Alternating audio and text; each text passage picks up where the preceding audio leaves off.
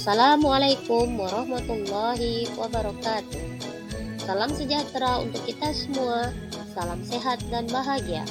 Perkenalkan, saya Laili Fitriani, CGP Angkatan 7 dari SMPN 1 Sikur.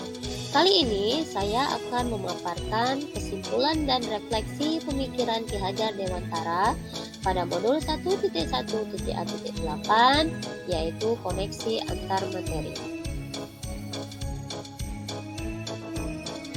Slide ini berisi tentang kesimpulan pemikiran Ki Hajar Dewantara bahwa pengajaran dan pendidikan tidaklah sama.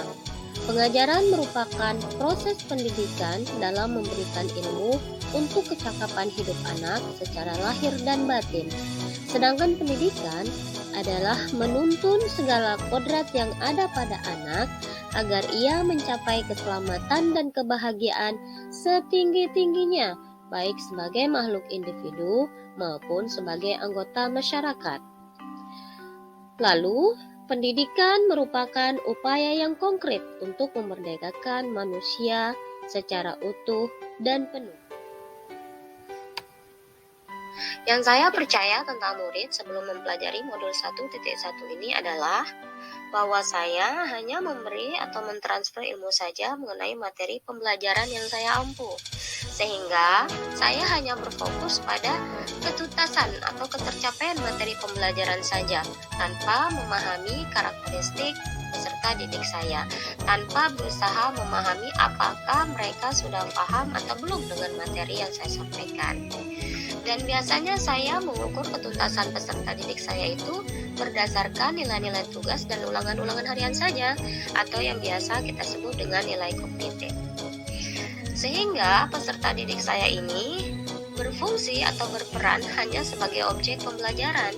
Artinya bahwa kegiatan pembelajaran di dalam kelas bertumpu pada guru atau berpusat pada guru yang biasa kita kenal dengan istilah teacher center.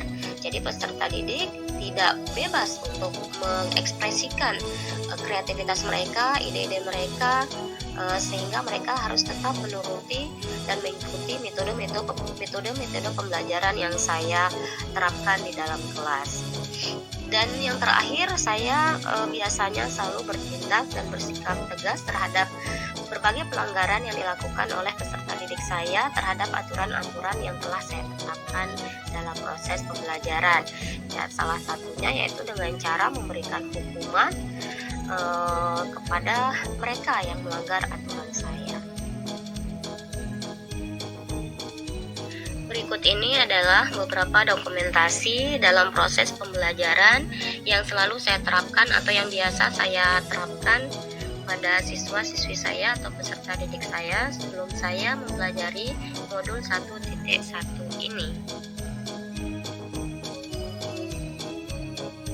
Setelah saya mempelajari modul 1.1, yang berubah dari pemikiran dan perilaku saya adalah bahwa saya menyadari dan mengerti bahwa langkah-langkah yang selama ini telah saya terapkan dalam proses pembelajaran ternyata kurang tepat.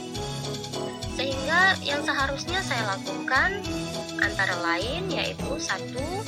Menuntun peserta didik saya sesuai dengan kodrat yang ada pada mereka dan bukan hanya sekedar memberikan atau mentransfer ilmu saja, karena mereka ini merupakan kertas yang penuh dengan tulisan-tulisan buram yang masih belum jelas isinya. Sehingga tugas kita lah sebagai guru untuk menebalkan tulisan-tulisan tersebut dengan hal-hal yang baik. Selanjutnya, saya harus mengubah mindset bahwa peserta didik merupakan subjek pembelajaran dan bukan objek pembelajaran.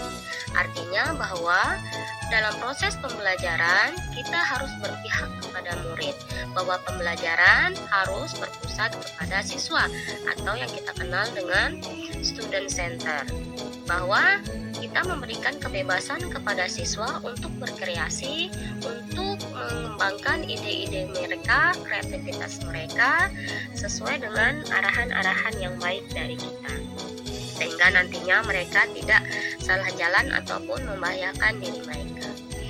Lalu selanjutnya, saya seharusnya mengukur ketuntasan peserta didik saya bukan hanya dari aspek kognitif saja, tapi saya harus mengukur ketuntasan mereka dari berbagai aspek, entah itu baik itu kognitif, afektif, psikomotor, sosial maupun budaya. Kemudian selanjutnya, saya seharusnya bersikap sabar, tulus dan ikhlas dalam menuntun peserta didik saya, sehingga nantinya akan tercipta suasana yang menyenangkan. Dari suasana yang menyenangkan ini, maka anak-anak bebas mengekspresikan ide-ide mereka, kreativitas mereka, sehingga mereka bisa tumbuh berkembang sesuai dengan kodrat mereka. Lalu selanjutnya adalah saya seharusnya mengenali karakter dan background atau latar belakang peserta didik saya.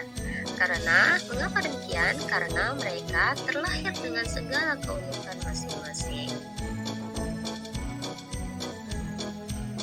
Yang segera akan saya terapkan dalam proses pembelajaran di kelas saya adalah yang pertama, saya akan merancang sistem pembelajaran yang menyenangkan, yang mana nanti murid-murid saya atau peserta didik saya akan berfungsi, akan berperan sebagai subjek pembelajaran dan bukan objek pembelajaran.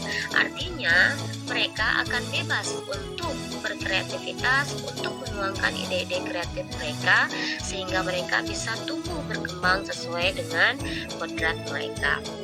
Lalu selanjutnya, saya akan menuntut peserta didik saya sesuai dengan kodrat mereka.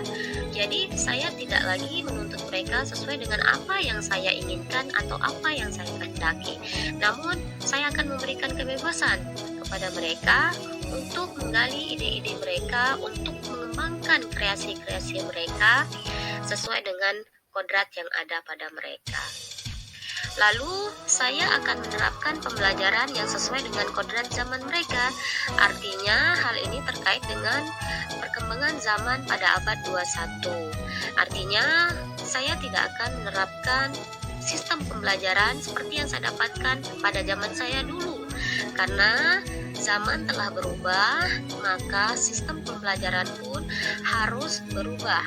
Artinya, saya harus membekali mereka dengan keterampilan-keterampilan yang berkaitan dengan perkembangan teknologi industri, perkembangan yang berkaitan dengan perubahan abad 21. Lalu selanjutnya, saya akan menanamkan nilai-nilai moral dan budi pekerti melalui serangkaian kegiatan-kegiatan yang dapat menumbuhkan nilai-nilai karakter, nilai-nilai moral dan budi pekerti mereka. Berikut adalah dokumentasi proses pembelajaran yang berdiferensiasi atau yang sesuai dengan kebutuhan dan kepentingan mereka. Artinya bahwa proses pembelajaran ini bersifat student centers. Jadi mereka saya bebaskan untuk berkreasi, menggali ide-ide mereka sesuai dengan minat mereka, bakat mereka, ataupun kodrat mereka. Dan berikut ini adalah beberapa dokumentasi dalam proses pembelajaran yang menuntun para peserta didik saya, kemudian menuntun mereka sesuai dengan zaman mereka yang berkaitan dengan perubahan abad 21, sehingga nantinya mereka akan menjadi pribadi yang berpikir kritis dan kreatif sesuai dengan pemikiran Ki Hajar Dewantara. Dan berikut ini merupakan serangkaian kegiatan yang dilakukan para peserta didik saya di sekolah guna untuk menanamkan nilai-nilai moral, nilai-nilai karakter, dan budi pekerti mereka, sehingga mereka akan tumbuh berkembang menjadi anak-anak yang berakhlak mulia. Sekian dan terima kasih. Wassalamualaikum warahmatullahi wabarakatuh.